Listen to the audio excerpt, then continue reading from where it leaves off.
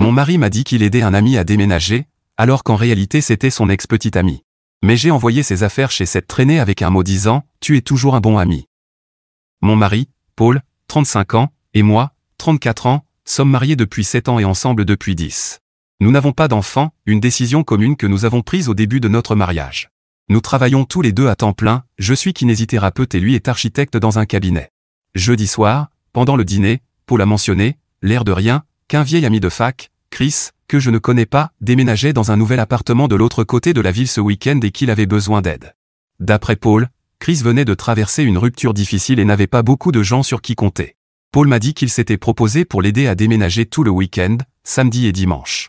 Il a ajouté que ce serait probablement de longues journées, car Chris avait beaucoup de meubles et passait d'une maison à un appartement, il faudrait donc trier, soulever, déplacer, bref, tout le travail physique. J'étais un peu déçu, car nous passons généralement nos week-ends ensemble, souvent à faire de la randonnée dans la Columbia River Gorge ou à tester de nouveaux restaurants au centre-ville. Nous travaillons durant semaine, donc les week-ends sont notre moment à nous. Mais j'ai compris qu'aider un ami dans le besoin, c'est important, alors je lui ai simplement demandé s'il voulait que je vienne l'aider aussi. Paul a aussitôt répondu non, prétextant qu'il n'y aurait pas assez de travail pour tout le monde et que Chris était gêné de se montrer dans l'état où il se trouvait après sa rupture. Quelque chose dans sa réponse m'a semblé étrange. Il insistait beaucoup pour que je ne vienne pas, mais j'ai laissé passer. J'ai toujours essayé de ne pas être la partenaire méfiante ou possessive. J'ai donc prévu un week-end en solo, rattraper mes lectures et peut-être inviter quelques amis pour un brunch dimanche. Samedi matin, Paul est parti tôt et m'a envoyé des messages toute la journée, du genre « On travaille dur, pause pizza ». Vers 21h, il m'a écrit qu'il travaillait encore mais avançait bien, et qu'il rentrerait probablement tard. Il n'est rentré qu'à presque minuit. Dimanche matin, même scénario, il est reparti tôt, promettant de revenir pour le dîner. Vers 16h, je me suis rendu compte que je n'avais plus de mon thé préféré, alors j'ai décidé de faire un saut rapide à l'épicerie du quartier. Le magasin n'est qu'à environ 3 km de chez nous, dans un coin où nous allons souvent. Et c'est là que tout s'est effondré. En sortant du magasin, mon sac de course à la main, j'ai vu la Subaru bleue de Paul garée devant un immeuble d'appartements flambant neuf, terminé il y a seulement quelques mois.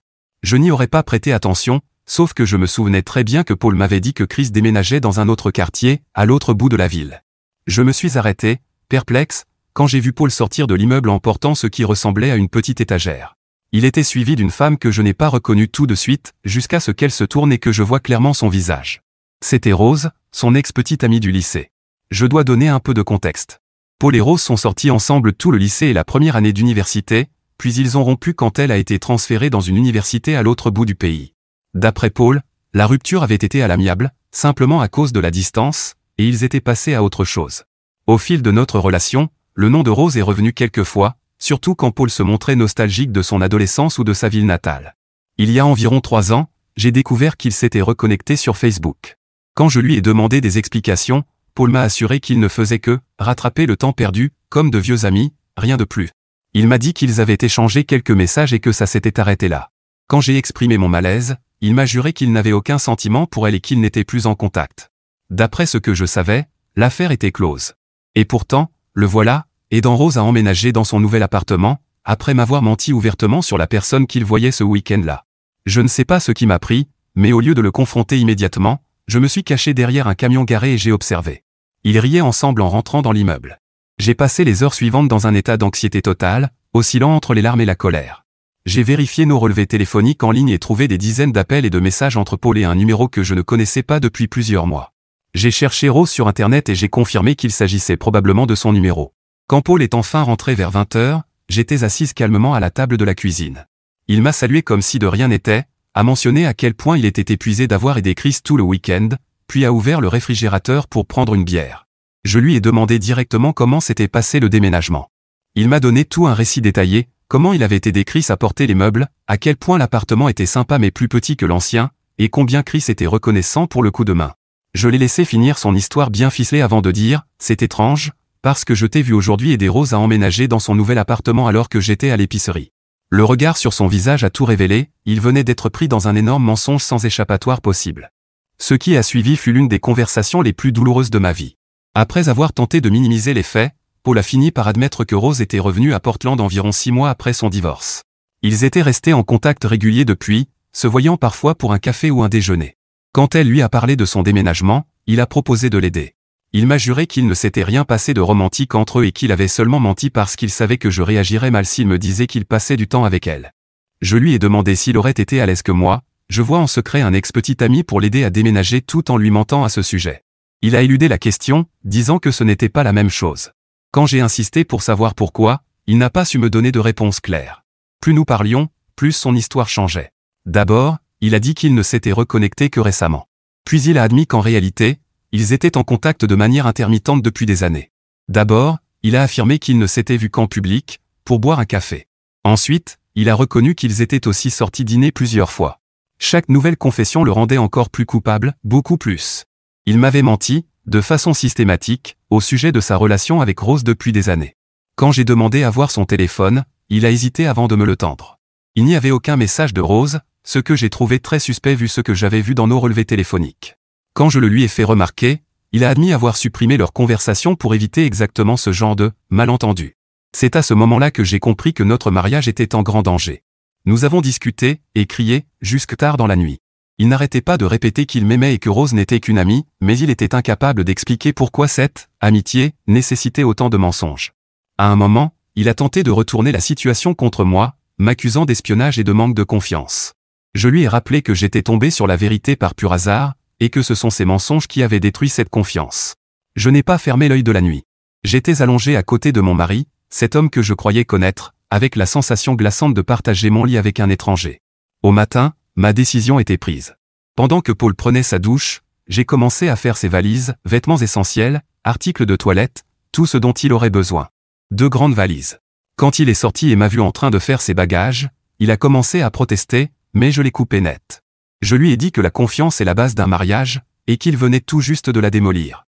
Je lui ai expliqué que j'avais besoin d'espace pour réfléchir à savoir si notre relation pouvait être sauvée, et qu'il devait partir. Il m'a supplié de reconsidérer ma décision, promettant de couper tout contact avec Rose et d'aller en thérapie de couple, mais c'était bien trop tard. La nature calculée de sa tromperie, inventer un ami fictif, planifier tout un week-end de mensonges, effacer des messages, m'avait révélé une facette de mon mari que je n'avais jamais vue et que je ne voulais plus jamais voir. Je lui ai dit qu'il pouvait prendre ses valises et aller loger ailleurs, ou que je partirais, moi. Quand il a compris que je ne reviendrais pas sur ma décision, il a fini par emporter les bagages et s'en aller, disant qu'il irait chez son frère et qu'on en reparlerait quand je me serais calmé. Lundi, j'ai passé la journée à emballer méthodiquement le reste de ses affaires, vêtements, livres, sa collection de vinyles, sa console de jeux. Tout est allé dans des cartons. Je connaissais la nouvelle adresse de Rose, puisque je l'avais vue à son immeuble. J'ai contacté une entreprise de déménagement local et payé pour que ses affaires soient livrées à cette adresse le lendemain, avec un mot disant simplement « Puisque vous êtes de si bons amis, vous pouvez continuer à vous entraider. Ne me contacte plus, sauf par l'intermédiaire de mon avocat. » J'ai aussi changé les serrures de la maison, je sais que ce n'est pas très légal, puisque nous sommes copropriétaires, mais j'avais besoin de ce sentiment de sécurité. J'ai envoyé un message à Paul une fois la livraison effectuée, lui disant que ses affaires étaient désormais chez Rose et que je comptais sur lui pour respecter mon besoin d'espace et ne pas venir à la maison. Sa réponse a été une avalanche de textos et d'appels paniqués, que j'ai ignorés. Il s'est présenté chez nous ce soir-là, incapable d'entrer avec sa clé, sonnant plusieurs fois. Je n'ai pas répondu. Finalement, il est parti, mais j'ai su par la suite, pour diverses raisons inutiles à détailler, qu'il était bien allé chez son frère. Cela fait maintenant 2 jours que j'ai envoyé ses affaires chez Rose, et je me demande si j'ai surréagi. Une partie de moi se sent justifiée. Le niveau de tromperie était profond, et le fait qu'il passe du temps avec une ex-petite amie tout en me mentant à ce sujet franchissait une limite majeure. Mais une autre partie de moi se demande si j'aurais dû lui donner une chance de s'expliquer plus en détail, ou si nous aurions dû tenter une thérapie avant une décision aussi radicale. Je n'ai pas encore demandé le divorce, mais j'ai consulté un avocat pour connaître mes options. Nous vivons dans l'Oregon, un État à répartition équitable, nos biens matrimoniaux seraient partagés de façon juste, mais pas forcément égale, en cas de divorce. La maison a été achetée pendant notre mariage, à nos 2 noms, donc il faudrait régler cette question. Nous avons aussi des comptes bancaires et des comptes retraite conjoints qu'il faudrait démêler. Mes amis sont divisés. Certains pensent que j'ai parfaitement bien réagi, d'autres estiment que je devrais au moins essayer la thérapie de couple avant de mettre fin à 7 ans de mariage. Mes parents, qui adorent Paul, prônent la prudence et la réconciliation. Je suis coincé entre ma fierté, qui refuse de pardonner une telle trahison, et mon cœur, qui aime encore l'homme que je croyais connaître. Alors, Reddit, que feriez-vous à ma place? Ai-je surréagi en emballant ses affaires et en les envoyant chez Rose? Mise à jour 1. Croyez-moi, j'ai lu tous vos conseils, même si ces 3 derniers jours ont été très chargés pour moi. Et je vous remercie pour tout ce que vous avez écrit, il y a beaucoup d'angles intéressants. J'ai particulièrement aimé le concept que je ne connaissais pas, le triple trousse. C'est exactement ce que Paul a fait, me donner des miettes de vérité pour ne jamais tout révéler d'un coup. Et comme beaucoup d'entre vous l'ont dit, s'il n'avait rien à se reprocher, il n'aurait rien eu à cacher. C'est un énorme signal d'alarme. Voici ce qui s'est passé depuis. Le lendemain de ma publication, le frère de Paul, Mike, m'a appelé. Mike et moi nous sommes toujours bien entendus, et c'est quelqu'un de franc et honnête. Il m'a dit que Paul logeait chez lui et qu'il était complètement anéanti. Paul m'avait d'ailleurs envoyé un message pour me dire qu'il était là, et je le crois. Je le crois à cause de ce que je vais vous raconter. D'après Mike, Paul lui a tout avoué, et Mike a estimé que je méritais de connaître toute la vérité. Voici ce que Mike m'a dit. Paul et Rose avaient en réalité été en contact régulier non pas depuis quelques mois, mais depuis des années. Ils ne s'étaient jamais vraiment déconnectés après s'être retrouvés sur Facebook, il y a 3 ans. Même si Paul a assuré à son frère qu'il n'y avait jamais eu quoi que ce soit de physique entre eux, il a admis à Mike qu'il y avait un aspect émotionnel dans leur relation qui allait bien au-delà d'une simple amitié. Apparemment, Rose était malheureuse dans son mariage bien avant son divorce, et Paul était devenu son confident et son soutien émotionnel. Mike m'a expliqué que lorsqu'il avait insisté pour savoir pourquoi Paul gardait leur relation secrète, Paul s'était effondré et avait avoué qu'il aimait l'attention qu'elle lui portait, ainsi que le lien avec son passé. Il a dit qu'il m'aimait, qu'il aimait notre vie ensemble, mais que Rose représentait pour lui un « et si » auquel il n'arrivait pas à renoncer. Quand elle est revenue vivre à Portland, leur communication s'est intensifiée et il s'est retrouvé de plus en plus pris entre son engagement envers notre mariage et ses sentiments non résolus pour elle. J'ai demandé à Mike pourquoi il me disait tout cela, et il m'a répondu que, même s'il aimait son frère, il ne cautionnait pas le mensonge dans un mariage. Il pensait que je méritais de connaître toute la vérité afin de pouvoir prendre une décision éclairée sur notre avenir. Il m'a aussi dit que Paul prévoyait de tout m'avouer et de demander une seconde chance. Et en effet, plus tard dans la journée, j'ai reçu un email de Paul. J'ignorais ses appels et ses messages jusqu'alors. L'email était une confession complète de sa relation émotionnelle continue avec Rose. Il y reconnaissait que, même s'il n'y avait pas eu de relation physique, leur lien avait franchi des limites qu'on ne devrait jamais franchir quand on est marié. Il expliquait qu'il s'était longtemps rationalisé la situation, se convainquant que tant qu'il ne se passait rien de physique, il ne me trahissait pas vraiment. Il disait comprendre maintenant à quel point il avait eu tort. Il m'a aussi révélé quelque chose que j'ignorais. Après son divorce, Rose avait exprimé le désir de renouer une relation amoureuse avec lui. Et même si Paul prétend lui avoir dit qu'il était engagé dans notre mariage, il n'a pas coupé les ponts comme il aurait dû le faire. Au lieu de cela, il a tenté de maintenir les deux relations, ce qui a conduit à ce tissu de mensonges élaborés au sujet de Chris et du déménagement. Dans son email, Paul m'a dit qu'il avait contacté un thérapeute spécialisé dans la thérapie de couple et la guérison après infidélité, et qu'il était prêt à faire tout ce qu'il faudrait pour reconstruire la confiance si j'étais disposé à essayer. Il ajoutait qu'il avait informé Rose qu'il ne devait plus y avoir aucun contact, et qu'il avait bloqué son numéro ainsi que ses comptes sur les réseaux sociaux. Je n'ai pas répondu tout de suite. J'avais besoin de temps pour digérer toutes ces nouvelles informations et réfléchir à ce que je voulais faire. Le lendemain, j'ai reçu un appel. C'était Rose. Elle m'a dit qu'elle avait obtenu mon numéro auprès de Mike et qu'elle m'appelait pour s'excuser. Elle m'a expliqué qu'après avoir reçu les affaires de Paul chez elle, ce qui, apparemment, avait provoqué une énorme scène avec son propriétaire, elle avait pris conscience de l'ampleur des dégâts que leur relation avait causés. Elle a confirmé la plupart de ce que Paul et Mike m'avaient dit, que leur amitié avait dépassé les limites du raisonnable, mais qu'il n'y avait rien eu de physique.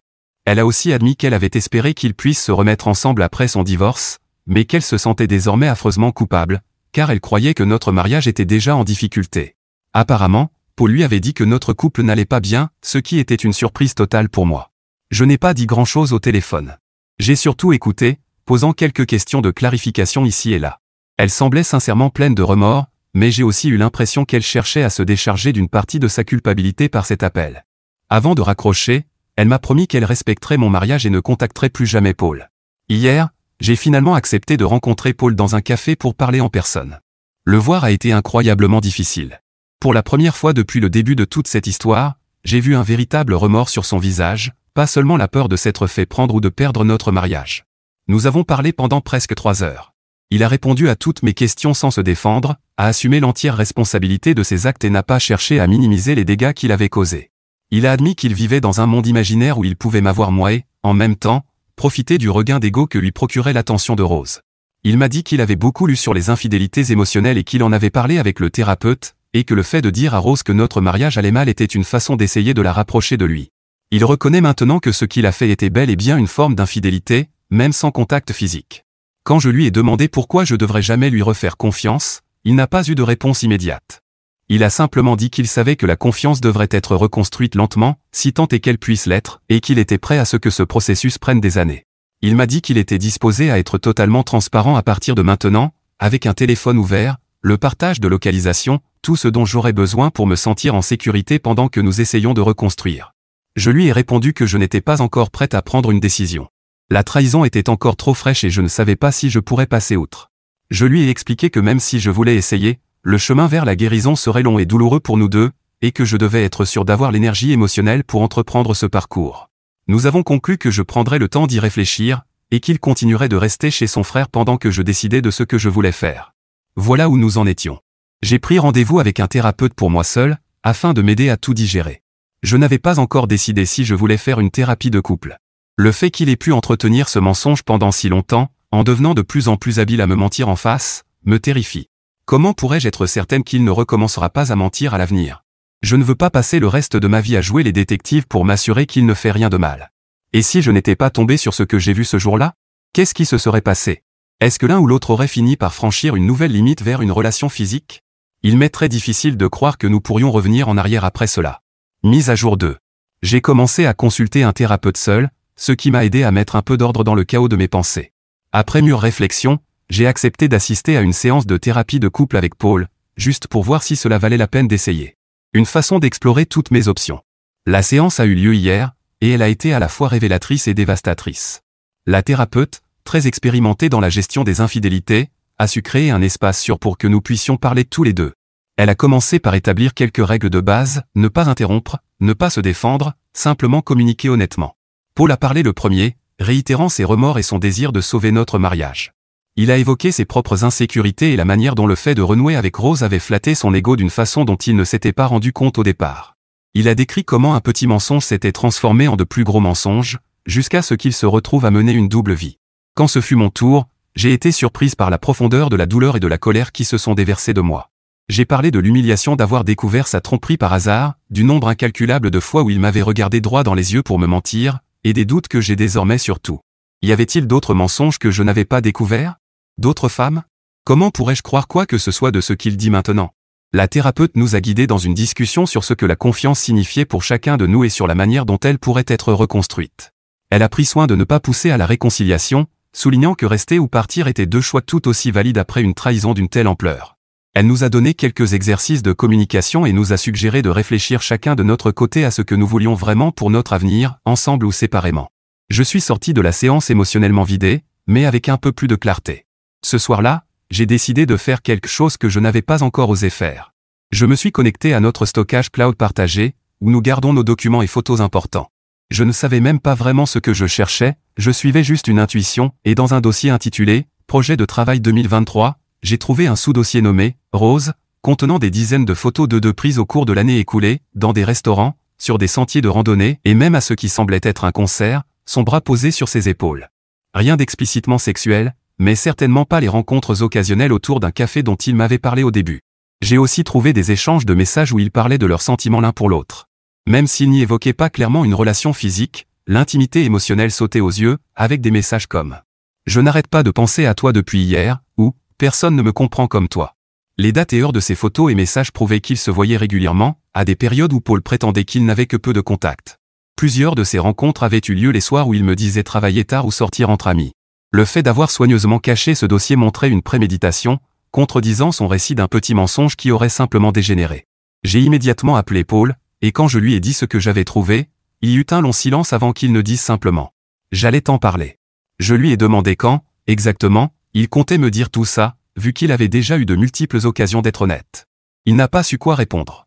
J'ai mis fin à l'appel et envoyé un mail à la thérapeute pour annuler notre prochaine séance de couple, en lui expliquant ce que j'avais découvert.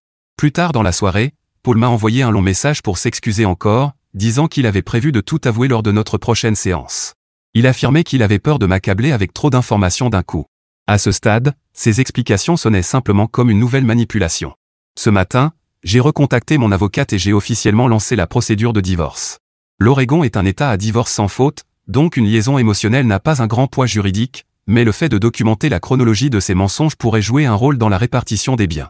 Depuis que je lui ai annoncé le divorce, Paul n'arrête pas d'appeler et d'envoyer des messages. Il me supplie de lui donner une autre chance et, quand je ne réponds pas, il se met en colère que je n'essaie même pas de sauver notre mariage. Je l'ignore pour la plupart, ne répondant que pour les questions pratiques liées à la séparation de nos affaires. La procédure de divorce est en cours, et je me concentre sur les aspects concrets, séparer nos finances, planifier ce qu'il adviendra de la maison, et réfléchir à la suite. Mise à jour 3. Je ne pensais pas devoir faire une nouvelle mise à jour si tôt, je croyais que la prochaine arriverait une fois le divorce prononcé. Mais quelque chose s'est produit hier. Le processus venait tout juste de commencer. Mon avocate avait rédigé les premiers documents, et nous devions discuter du partage des biens plus tard cette semaine. Paul avait été relativement calme ces 2 derniers jours, m'envoyant parfois des messages pour me demander de reconsidérer ma décision, mais moins souvent qu'avant. Hier après-midi, en quittant le cabinet de ma thérapeute, j'ai aperçu une voiture familière sur le parking, la Toyota rouge de Rose, celle que j'avais déjà vue garée devant son immeuble. Elle m'a vu immédiatement et a crié mon nom. Mon premier réflexe a été de l'ignorer et de partir, mais la curiosité a pris le dessus. Nous avons fini par nous asseoir sur un banc, devant le cabinet, parce qu'elle m'a demandé si nous pouvions parler. Ce qui a suivi a été l'une des conversations les plus surréalistes de ma vie. Elle m'a dit qu'après notre appel téléphonique de la semaine précédente, elle avait du mal à gérer la culpabilité d'avoir contribué à la fin de mon mariage. Elle a insisté sur le fait que, même si elle avait de vrais sentiments pour Paul, elle avait compris que leur relation reposait davantage sur la nostalgie et le fantasme que sur la réalité. Puis est venue la bombe. Rose a avoué que, contrairement à ce qu'elle et Paul m'avaient tous deux affirmé, leur relation était devenue physique il y a environ 4 mois. D'après elle, cela s'est produit après qu'ils se soient retrouvés à la fête d'anniversaire d'un ami commun, fête que Paul m'avait présentée comme un événement professionnel. Ils avaient tous deux bu, avaient longuement parlé de leur passé, et avaient fini par rentrer ensemble dans son appartement. Rose a dit qu'après cette nuit, ils s'étaient revus plusieurs fois, généralement les soirs où Paul prétendait travailler tard ou sortir avec des amis. Elle m'a montré des textos sur son téléphone confirmant ces rencontres, des messages explicites qui ne laissaient aucun doute sur la nature de leur relation. Je lui ai demandé pourquoi elle me disait tout cela maintenant, puisque cela ne changerait plus grand-chose.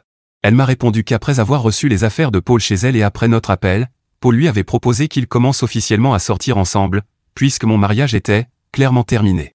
Mais elle l'a repoussé, disant que son comportement l'avait fait se sentir utilisé et jeté.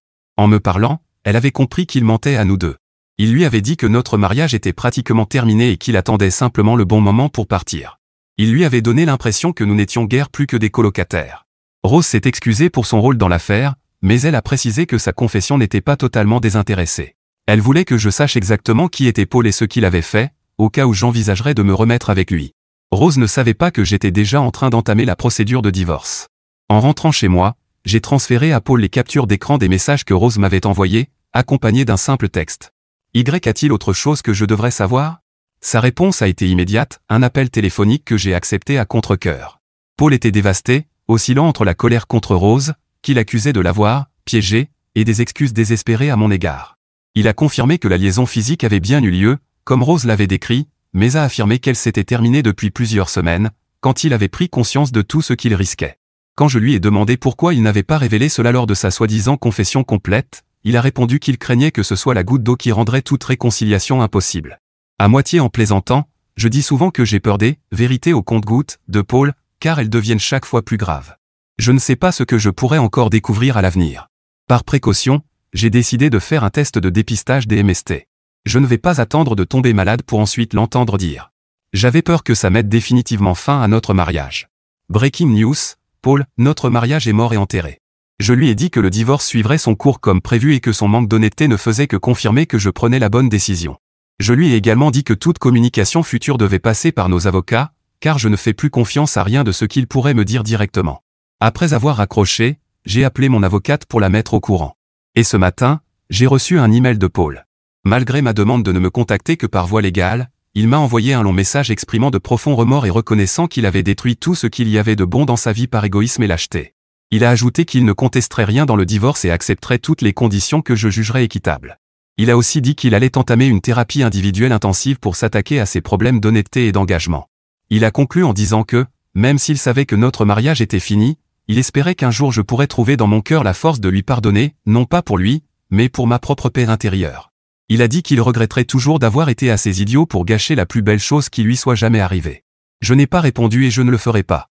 Je ne veux pas lui pardonner, ni quoi que ce soit d'autre, il n'aura jamais avec moi le genre de relation qu'il avait avec Rose, pas même dans ses rêves. Mais, étrangement, apprendre l'existence de la liaison physique m'a apporté une certaine forme de clôture. Je ne me demande plus si j'ai surréagi. Tout est parfaitement clair désormais, y compris le chemin que je dois suivre. J'ai décidé d'accepter une mission temporaire dans la succursale de mon entreprise à Seattle, le temps que le divorce suive son cours. Ce poste de 3 mois me permettra de mettre une certaine distance physique entre moi et cette ville, avec tous les souvenirs douloureux qu'elle contient. Ma thérapeute pense que ce sera bénéfique. Quant à la maison, j'ai décidé de laisser Paul racheter ma part s'il veut la garder. L'idée qu'il y vive entouré de nos souvenirs ne me dérange pas autant que je l'aurais cru. En réalité, je ne veux pas vivre avec ces souvenirs. Mise à jour 4. Pour commencer, mes résultats de test sont revenus négatifs, et je n'ai rien à craindre de ce côté-là. Je n'ai rien découvert de plus concernant l'infidélité de Paul ces derniers mois. Du moins, rien de pire que ce que je sais déjà. Juste quelques détails sur sa liaison, qu'il appelait au départ émotionnelle, même si la seule chose émotionnelle là-dedans, c'était à quel point ses mensonges étaient pathétiques. Après quelques mois à Seattle, j'ai finalement accepté un poste permanent, car le changement d'environnement me faisait du bien. Je poursuis toujours mes séances de thérapie à distance. Le divorce s'est déroulé aussi sereinement qu'un divorce peut l'être. Nous avons tout partagé sans trop de complications, et Paul a obtenu les fonds nécessaires pour me racheter ma part de la maison, afin que nous puissions définitivement tourner la page. D'après quelques nouvelles que j'ai eues de la ville, Rose a déménagé. Apparemment, elle a aussi accepté un nouveau poste dans un autre état et a vu là une opportunité de repartir à zéro. C'est un peu comme si les 2 femmes que Paul a aimées fuyaient loin de lui. Mais dans mon cas, je sais que ce n'est pas ça, j'avais simplement besoin d'un nouveau départ. À ce stade, mon intérêt pour cet homme est nul. Je suis encore occasionnellement en contact avec son frère, Mike. Et avant que quelqu'un ne se fasse des idées, non, je ne suis pas intéressé par lui. Il est marié. Et contrairement à Rose, je ne sortirai jamais avec un homme, même s'il avait des problèmes de couple. Pour être clair, Mike n'en a pas.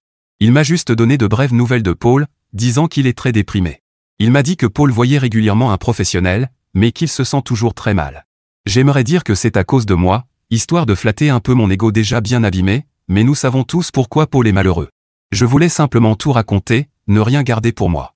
J'utilise aussi ce poste comme un adieu, si c'est bien le dernier, ce qui semble être le cas.